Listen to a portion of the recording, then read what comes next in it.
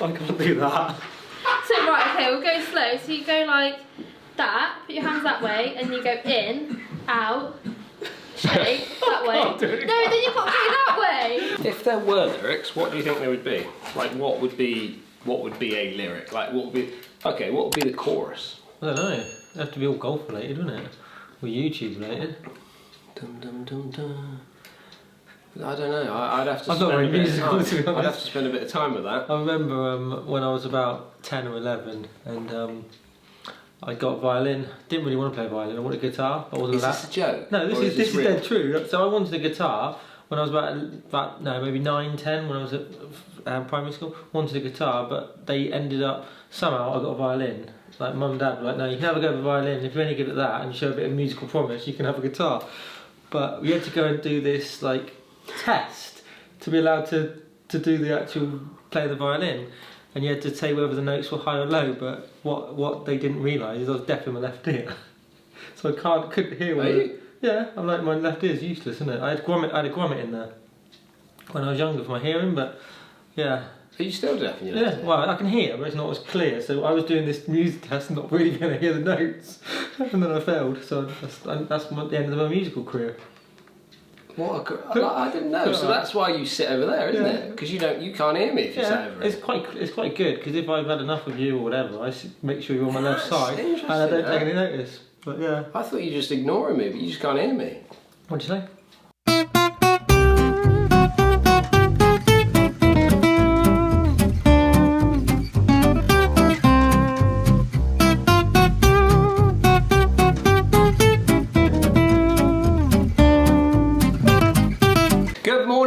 Welcome to the Sunday morning show. Good morning, Leicester. Good morning, Dan. Good morning, everybody. All right. Yeah, good, thank you. Yeah, looking very well. Foot joint up there. Have you got a new little foot joint signing? Have you? I'm not talking about any sponsorship deals. Okay. No, I haven't. No. Talkie logo. I'm not sponsored by anybody, and so you kindly donated a few shirts to me with Talkie logo on, so I've just been starting wearing them. It looks good on you. Yeah, thank you. Very nice colours. Nice bit of summery coming, a bit of summer. I thought I'd sort of, mix it up a little bit. Yeah, well, sun's come out. You've upped your fashion game over the last couple of years, so I thought it's about time I did. You've helped me.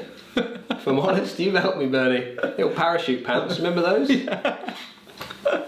Those of you who watched me on my first ever vlog will understand. Ric Flair's. No, Ric Flair's.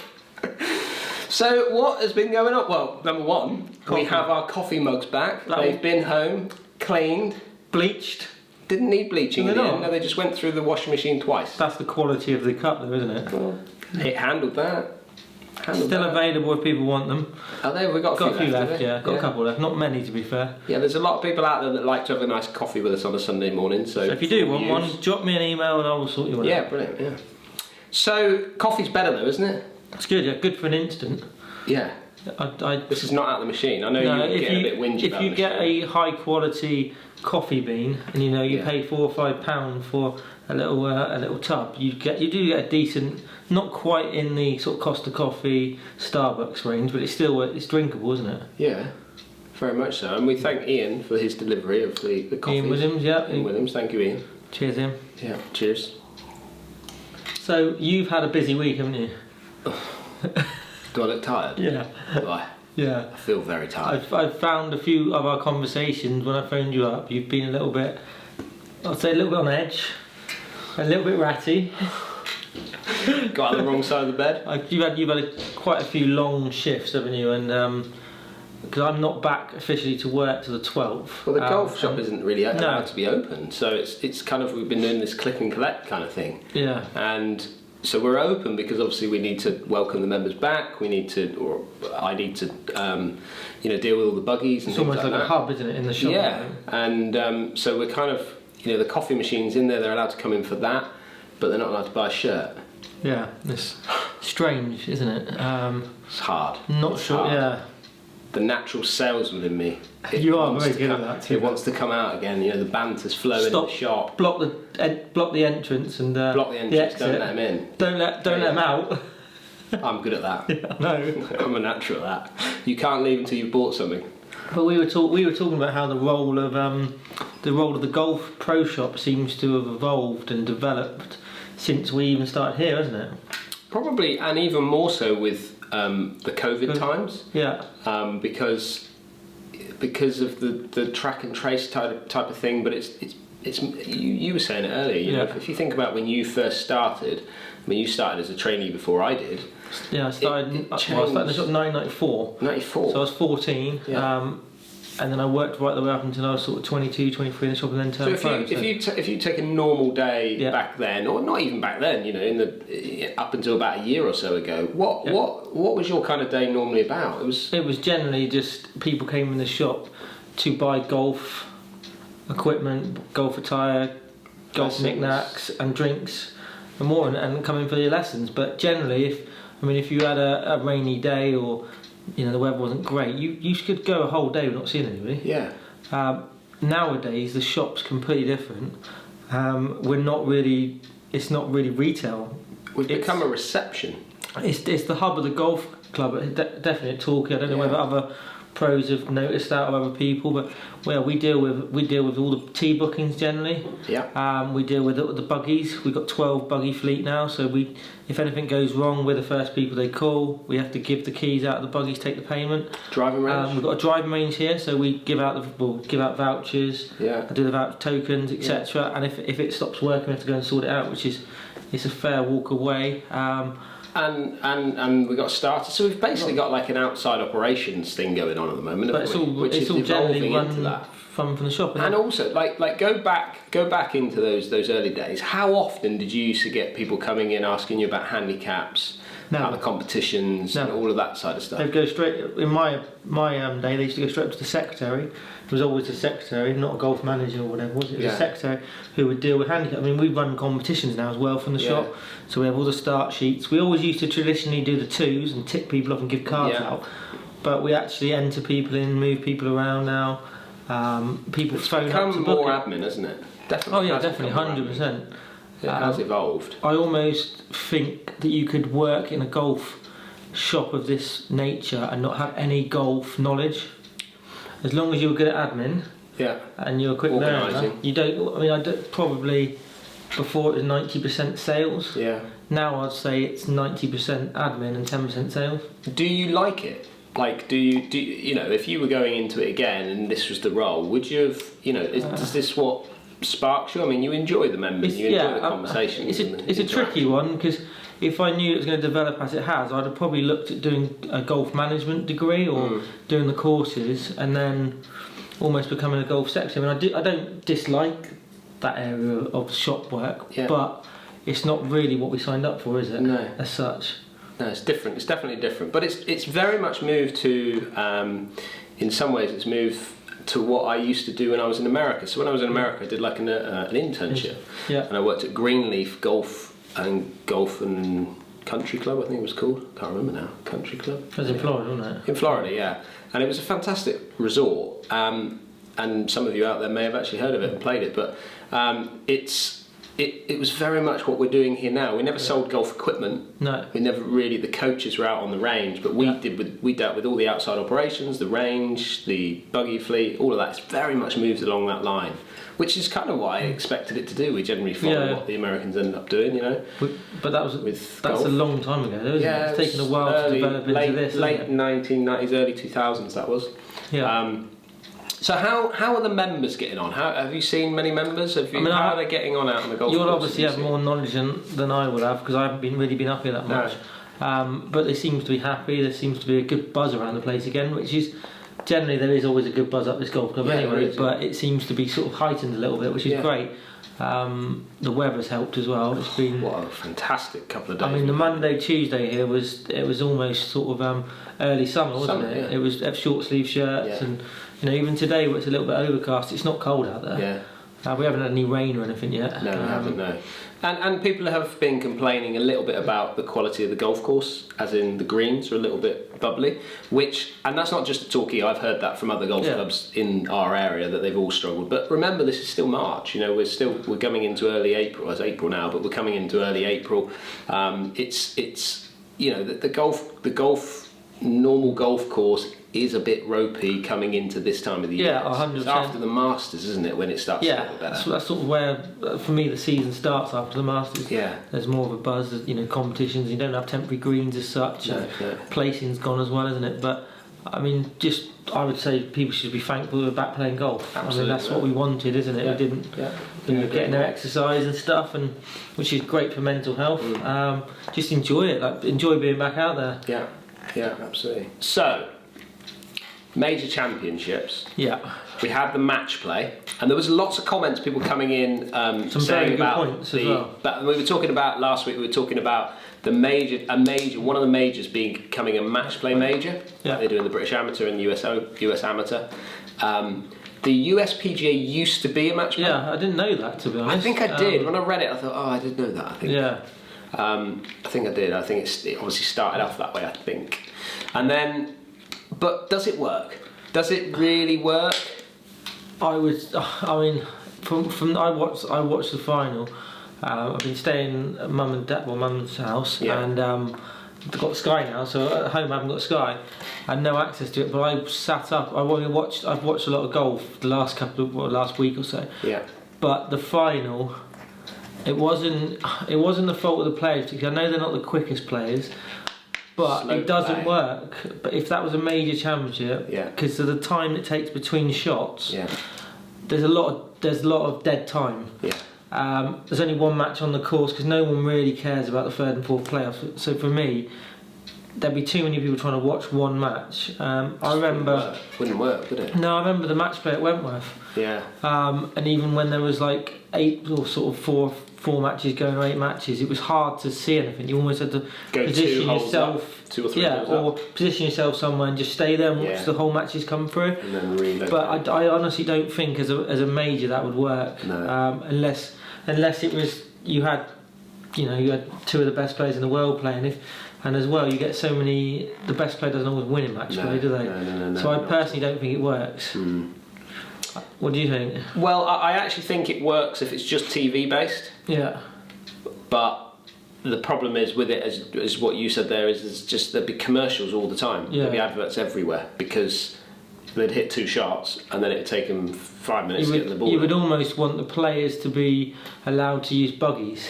Yeah, get them so from they A almost to B. A to B, Yes. and then maybe that would shorten the time. But I don't know whether some of them would like that or not. Because I guess a few of the players like to have that time between shots. I don't know. It doesn't work. It doesn't work. The Ryder Cup works to a point, but it just doesn't work from. I almost thought about that potentially you could have it as like maybe have a knockout to start with and they qualify for like a league basis or something towards the end, but then you'll get dead rubbers as well, wouldn't you? So I don't think that would work either. No. Unless anybody's got a better idea of how they could change Well, like the I said format. last week, the R&A are probably not going to listen to us anyway. I think they do. They watch this. They watch us, but I don't think they've probably got that on the radar. I reckon Albert back at the R&A is watching this. Albert? Yeah, that's an old name, isn't it? I can imagine an Albert there. Yeah, Albert sat there watching. Albert and Francis. Yeah, and, watching us on the Sunday morning show. Do they get up with their coffee as well? Oh yes, so we need to talk about coaching trip, don't we? We do, yeah. We've not mentioned it for a few weeks. No. We got coaching trip in La Manga. Yeah. So I'll be on a little ticker. There'll be a ticker coming across here with all the information on it. So we've got La Manga with the coaching trip, which is in November. Yeah. So what's the details of that then? Details are we have got space for about 30 people, I think, and I think there's already about 20 people signed or shown an interest in signing up. That was the last numbers I looked at. So we're going, aren't we? We're going, yeah. My brother's going to be there coaching. Well, James Roof was supposed to be coming, but he's away. Yeah. So Will's probably going to come along and help some coaching as well. Yeah. So not just coaching. That'd be opportunity to play on the golf course. There's coaching and playing. So it's all the courses at La Manga. And we're going to be playing as well, aren't we? We are going to be playing as well. So you'll get the opportunity to play golf with us, hang out with us, yes. Go out for dinner with us, go to the piano bar. Piano bar with us, everything. To be fair, probably the nights out with us would be better than the actual coaching.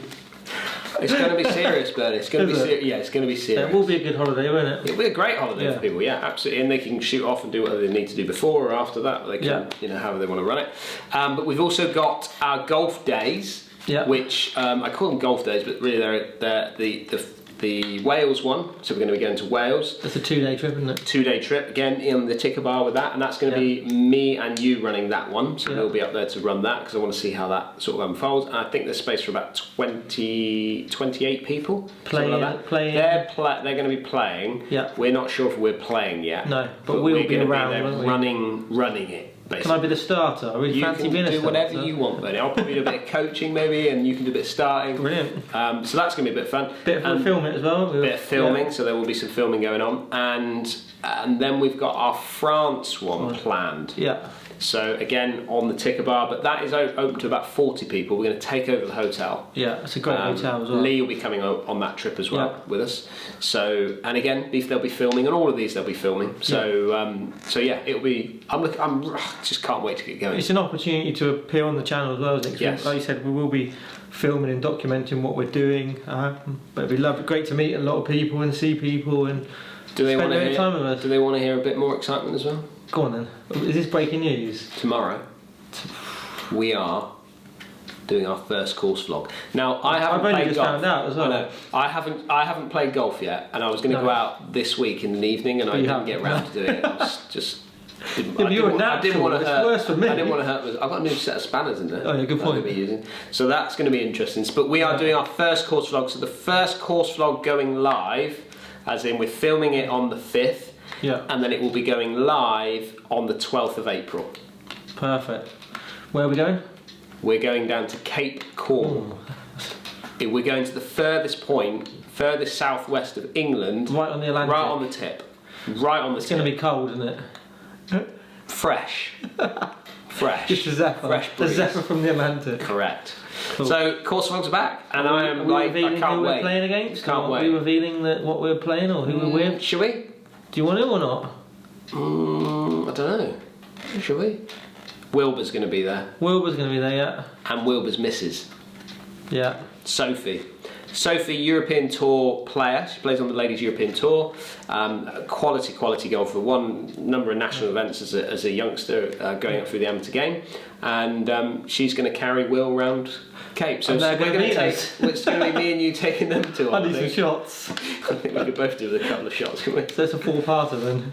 Let's hope we can get it to Friday and Saturday. We're making her play off the white tips, though, aren't we? Well, yeah, I think she's got to play off the tees a week now. Yeah. Well, we'll see. We'll see what she wants to do. Okay. We'll let her decide on that. I'm not going to get into a ding-dong on the first tee with that one. Let her decide on what she wants to do.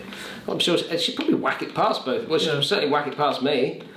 Ladies European Tour player. Got no chance, have we? Let's see what we're going to do on Friday and Saturday then, with the course vlog. So that'll run from Monday, Tuesday, Wednesday, Thursday. And then we've got Friday, Saturday. Then we've been tucked up 4 and 3 or 5 and 4, and then maybe we just get the GoPro on the drive back and just chat. Do a bit of buggy. Bit of buggy chat on the way home. Buggy chat on the way back. So hopefully that'll be really good. I know there's a lot of people out there waiting for these to come back, and I certainly am. So that will be exciting. And we've got some other news, which I'm not sure I want to reveal this week. Go on. Do I? Yeah, come on. This is like this week we're revealing everything. It's like. But I want to introduce. I'd rather do the introduction video. Oh, would you? Yeah. Okay. Well, we'll reveal that. We'll reveal that another time. God, you're harsh, aren't you? I would have told him. I would have. Do you want me to tell him? Don't, because you'll moan at me when we finish. Like you normally do. We'll reveal. We'll do a revealing of that one. I don't even know what it is. No, you don't know. Got a clue. I think that's it. Have we covered everything this week? I think so. Are there any shout-outs? No shout-outs? I've had no shout-outs. I've had no questions either. No, I've not had any questions. I've got a question for you. Yeah. Where do you want to play this year? One golf course. Choose it now. St Andrews. Probably impossible to get on, I would have thought. This is going to be tough. Certainly this year it's going to be tough. So somewhere I haven't been. I really want to go to Ireland and play golf. So I've played one golf course in Southern Ireland, which was Portmarnock Links, and I loved it. So and I know there's a lot of hidden gems over there. So I'd like to go to Ireland. I think. Okay. Sample a few Guinnesses as well. Insult the Irish. Put a bit of blackcurrant in there at the top. Yeah, you'll upset a lot of people. They didn't like that last time. You'll upset a lot of people. Well, that's what we'll do. What about yourself? Anywhere on the bucket list? Where do I want to play this year? I was trying to keep it localish because of Ireland. restrictions. You've got a different country. Yeah, but we can still drive to it, can't we? Get the ferry across. You just like a ferry. Yeah, so I do like a good ferry. You like a good ferry. Where do I want to go this year? I want to get back to France. To be fair, I did love France. I do want to get back to France. Some great courses there as well, and the weather's slightly better. Do you know what? I want to get back to France and I want to play Dinard. Dinard. I want to take you to play Dinard. La Bretèche was my favourite. La Bretèche, if we're Premier going Ocean. Yeah, we'll be doing all that. Yeah. But Dinard, I just like Dinard. It's I don't know if I kind of right up my street. Is it? Yeah. Not overly long. No. Fiddly. Beautiful golf course out on the peninsula. I'm not liking it already. Bit of trouble on the right. Oh God, no. But yeah, Dinard is probably that's the place I would join. It's a proper little, nice little course. Is that your retirement area? I could retire. Yeah, I can imagine you. Yeah, get out there, retire, get a little membership. Yeah, get a buggy. I definitely have a buggy, retirement buggy. I think you're getting close to a buggy age now, aren't you? I enjoy our little course vlogs with buggies. I do enjoy that. Should we end there? I think so, yeah. Everybody, I hope you've had a fantastic week. I think this week has obviously been very busy from our side of things, but I hope you've enjoyed it and got out on the golf courses and got out to play golf with your mates and had a bit of fun. So we'll see everybody next Sunday. See you next Sunday. See you next Sunday.